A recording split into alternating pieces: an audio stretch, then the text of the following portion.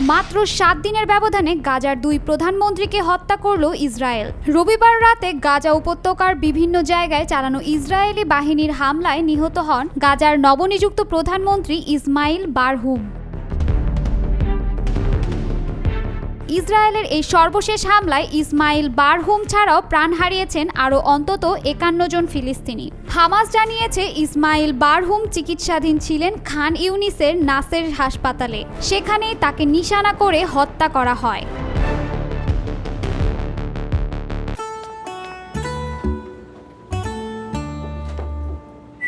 এই ঈদে jewellery clothing এ বিকাশ পেমেন্টে ডিসকাউন্ট।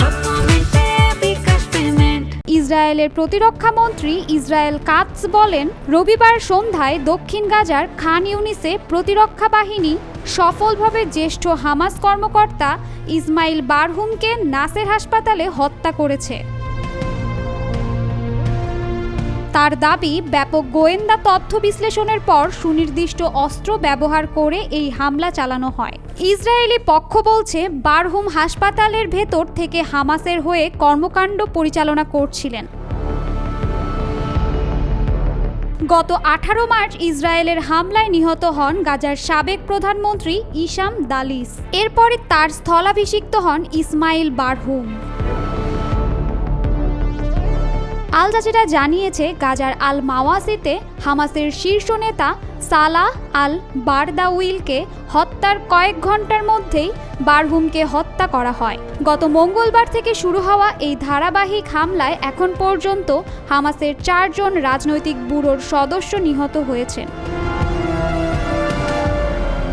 ইসমাইল বারহুমকে লক্ষ্য করে চালানো এই হামলা ধরা পড়েছে কাতার ভিত্তিক সংবাদ মাধ্যম আল জাজিরা এবং বিবিসি অ্যারাবিকের ক্যামেরায়। সামাজিক মাধ্যমে ছড়িয়ে পড়া একটি ভিডিওতে দেখা যায়, এক সাংবাদিক নাসের হাসপাতালের সামনে থেকে লাইভ সম্প্রচারের প্রস্তুতি নিচ্ছিলেন। ঠিক তখনই হঠাৎ একটি ক্ষেপণাস্ত্র সদৃশ বস্তু হাসপাতালটিতে আঘাত হানে।